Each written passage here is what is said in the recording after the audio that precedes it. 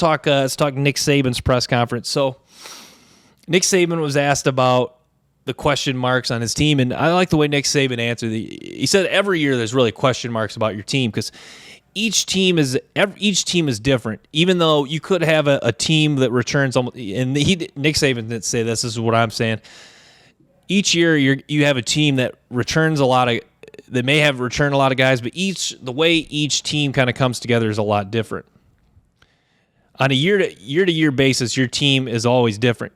And I think Nick Saban and the players, like the players on the 2011 Alabama team would say, even though they won it back-to-back at 11-12, the 2011 and 12 teams seemed like fairly, they were different teams overall, even though they had a lot of success.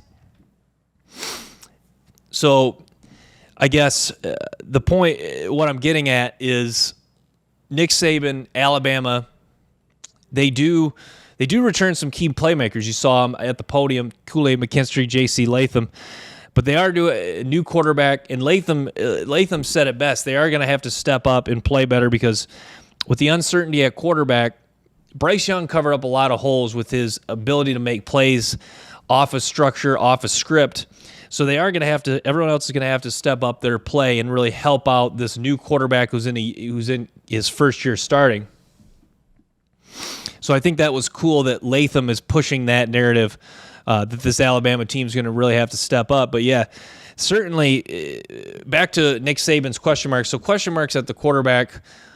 Who's going to step up besides Dallas Turner on the defensive line? They do have some guys that I like, heavy recruits. Justin Ajobi, Tim Smith, brought in some guys via the transfer portal defensively. Deontay Lawson's, I think, is a guy that's got some upside at linebacker. Caleb Down gets a lot of talk in the secondary. Down's projected to start at safety year one, a 5-star freshman that really looks the part. So in Kool-Aid, I think Kool-Aid McKinstry is the best corner in college football. I'm surprised that he didn't get more questions regarding that being. I'm sure he would answer it like most players that he's not worried about the individual accolades, but Kool-Aid McKinstry certainly, I think as of right now, and I think he's going to hold this position as the top corner.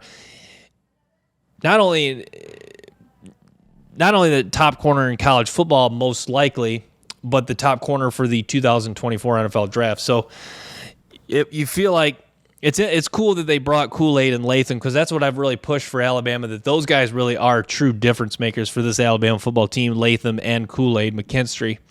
And I do forget about Dallas Turner. And so Dallas Turner, I really like Dallas Turner, and I actually would throw Dallas Turner in the mix of difference makers. I think that Turner, I don't like Turner. I got Turner as my number 3 edge rusher for next year's draft, but I think the more I hear about Turner, like Will Campbell said he was the best offensive or defensive lineman on Bama last year, I think that's really high praise. And I think, Dallas Turner, to me, is going to be that guy. I think I will change my mind that the Alabama does have 3 difference makers.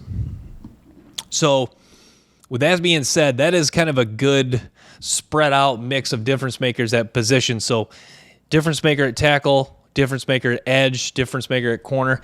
To me, though, I think, that reporter kind of asked Nick Saban, do you kind of like with the media doesn't have or has a little more question marks about you? And I think that maybe deep down Nick Saban does kind of like that.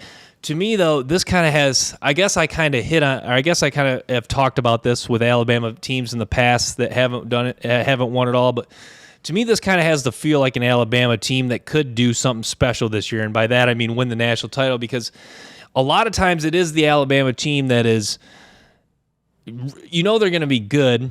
There is difference makers, but there's not, like last year fit the perfect example of Alabama having everything to win a national championship.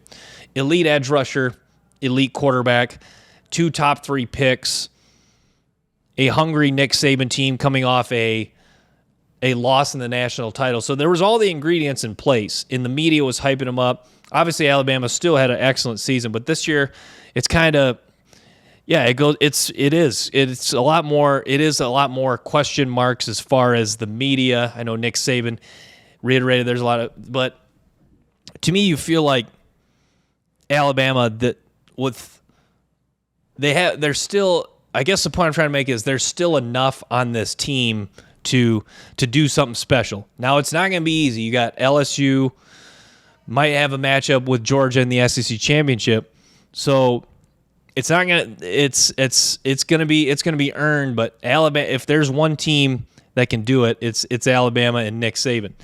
And you feel like you just kind of get the feel that Nick Saban, even if he's only coaches for a few more years, you feel like he's got one more left in him, one more magic carpet ride, if you will. So, yeah. So the other things they talked about with Alabama, they're going to bring back Kevin Steele as their defensive coordinator. So Steele's been around the block. He's a guy that was defensive coordinator with Miami last year.